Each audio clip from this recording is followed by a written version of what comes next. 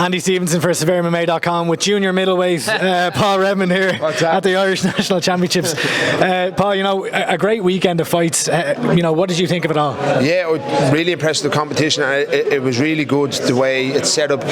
You know, it's over here in SPG HQ and big cage, and they just rattle out the fights, no mess, and all the fighters are getting warmed up beside each other. They all know each other from previous fights experience. There's no messing in and out, and really well ran by the IMMAA team. Talk to me about these Abbott biscuits, because I want to know what they put in their Weetabix in the morning. You know, Jamie and Nadine now double champions here at the Irish National Championships. Talk to me a bit about them. And then, like, you only have to go to the jiu-jitsu and what they did in the Worlds and the Euros as well. So there were a couple of medals across there. It's their work ethic. They come in, they train together. You know, Nadine's quite light. I think she walks around about 45 kilos. So there's not too many people to train with, you know, at a high level. So Jamie's quite light as well. So they're just constantly training together. The good thing with Nadine is I think it suits women. She's trained with men, well, not men, lads. You know, there is lads like little Aaron Henry there that got a gold medal as well. He'd be one of our sparring partners as well. But she's training with boys all the time. So I think that's where she gets her little the bit of venom in her chokes and her punches and that type of stuff, because she's training with lads. You know, Ash Daly had it as well. There was no girls doing it at that time, and that's why Ash, you know, got so far in what she did. Yeah, and you know, Jamie had a really incredible performance, as you said, moving up a weight here today. He didn't look like he was missing a step at all as far as size or power. Like, do you think could you see him maybe fighting a bantamweight more frequently in the future? No, like, look, for this type of thing, yeah, same day weigh in. You know, you're not worried about weight. Fuel up the day before, even the morning big breakfast. You know, you're good as gold. You know, you can jump in and out if you want, but I think his future is that flyweight. Why mess? I think he doesn't have a massive cut to flyweight. Once his food is on track, you know, I've been doing some stuff with him with his nutrition, and he's been following it to the letter. So I think he's walking around a little bit lighter now. It's not a big cut to flyweight, and he executed the game plan really well in there. Both days, you know, he's gone in against two heavier lads, two taller guys, a little bit more meat on them, and the game plan was hit and get out of there. Just, you know, just little low kicks, just make them think. We knew today he was fighting a grappler. He's a good grappler himself, purple belt, and I've rolled him nearly every day, and he is quite a good grappler, and he's really confident in what he does. But even still, when you're against somebody giving up 10 pounds, it's hard when you're on the bottom. So the game plan was get on top, stay on top, and just pressure, and he did it down to the letter. So, you know, I was chatting to Lee Hammond the other day, and you know, he's won the World Championships over in the IMMAA previously, and he was saying, like, he really wishes he could have competed for a national championships. As someone who's, you know, seen and done it all, UFC, Bellator, everything, is this a type of competition that you kind of wish was around back in your day? Yeah, the experience you're getting out of this is unbelievable. If you're winning, you have 3 fights in a couple of days. That's similar to the way you're going to fight over in the Worlds or the Euros or any of this. You have 4 or 5 fights in that week. The way I had it when I was coming through the amateurs, it was like you were fighting on a card. So you wouldn't say a camp. We were always training stuff, but it was a day before weigh-in. We were cutting weight like pros. I was like, I had to make the cut to lightweight 10 times over through my amateur. So it was a big 10 kilo weight cut every time I was doing. I wasn't fighting at 80 kilos and jumping in at middleweight or watching your weight and jumping in at welterweight for a few days. So that's why these competitions are good. They can get the experience. They're not cutting weight, and it's a good atmosphere as well. It's a competitive atmosphere, and it's just going to bring them on, you know. Yeah. And you know, you've really transitioned very well, I have to say, into the role of coach. I know you've been coaching for a long time in the club, but you know, it shows in there. How are you finding the transition from fighter to coach now? I still don't. I'm not a coach really. I teach the no-gi up in the class. Like, you know, if anybody asks me about MMA stuff in the class, I'll show them, or, you know, as best I can. But I still don't refer to myself as a coach. Like, I come in here and I'll do the guys' corners because I like being around it. I like the atmosphere. I like it's nostalgia for me. I could see myself. Even like Lewis had a bad loss there the other day. You know, but he had a hard. He cut a lot of weight to do it. He came in. I looked at him on Friday, and he looked like he was taking drugs for the last 2 years, to say the least. It was at the cutting 5 kilos for an amateur fight, silly stuff. Really poor performance yesterday.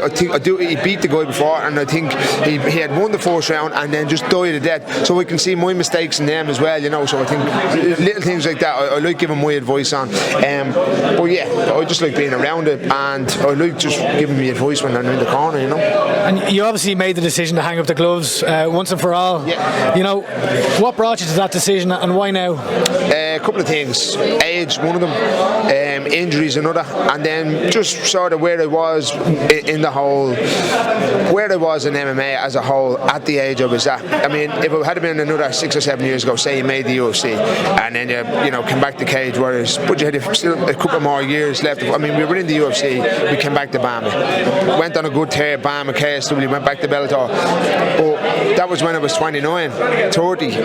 Now I came off the back of Bellator and I was going for Cage Warriors. For me, I'm 35, and it just felt I was taking a little bit of a backward step just in my own career for where I was in my age. Matched that with the injuries I was having. I never made my last 2 fights for Cage Warriors. Well, one for Bellator and one for Cage Warriors. I broke a rib training for Ryan Scope about 3 weeks out from Scope in Paris when they were going over there, and I fractured my elbow for Medi in Cage Warriors. So I'm like, I have to weigh the pros and cons here. You get injured, not only for financial, from you're losing money out of the fight, but also I worked then for 6 weeks as well. And just where I was at in my career, my life, for me it didn't make sense. And there's a big show next week for Bellator Dublin in the 3 Arena. You know, from my perspective, one of the biggest missteps that Bellator had were not giving you more of a push as, you know, the hometown guy.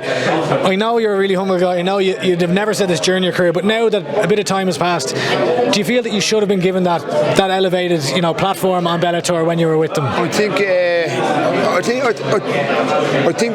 you hit the nail on the head with the article you did when I retired. I think I had a big enough name in the Irish MMA scene to put me on main cards. Why was I on the undercard? People knew what way I came to fight. They knew they were going to get, you know, the way I fight, fast pace, trying to go for submissions. So for me, it didn't make sense put me on the undercard and burying me. And that had a bit to do with sort of me retirement and where I did. I'm like, what's the point in putting in all that effort, and you're going to get thrown on the undercard for what? Like, I was one of the longest pros. I think in one of the Dublin cards that Bellator had on, I think I'd beaten half the card that was being on. I had beaten half them. Phil and Peter had beat. I think Artem was in the crowd. I'd beat him. I'd beaten Ryan Roddy. I'd beaten Lewis Long. And I'd TKO'd and submitted them all. So they were all ahead of me on the card, and I'm thinking to myself, what the fuck is going on here?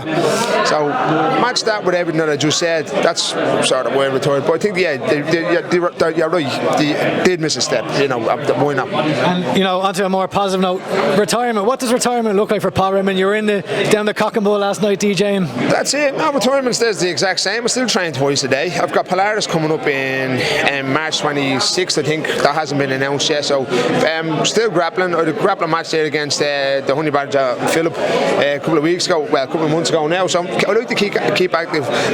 I'll always do jiu-jitsu because it's, you know, it's one of my loves of the sport. Whatever about striking, I haven't sparred in about 6 months now since I hung them up or whenever. So I'm just grappling. But Polaris, I think I'm going to go down that route as well. You know, down with Kieran Davern. He's one of the good guys in jiu-jitsu at the minute. Like, really good, really strong. So I'm going down getting rounds in at him, coming up to Polaris. So Polaris and jiu-jitsu matches the way forward. And one last question before I let you go. So Dean Barry's made the transition over to Team Rhino now ahead of his UFC debut. How's Dean looking? Like I said, I don't really spar too much these days. When I'm grappling with him, he's learning. Obviously, grappling's not his main sort of attribute to MMA, but he is learning. He's getting stuck in, he's asking questions, so he's got a good mindset. That's all you can ask for. One of the legends of Irish MMA, Mr. Paul Redmond. Appreciate the time. And you. Good luck.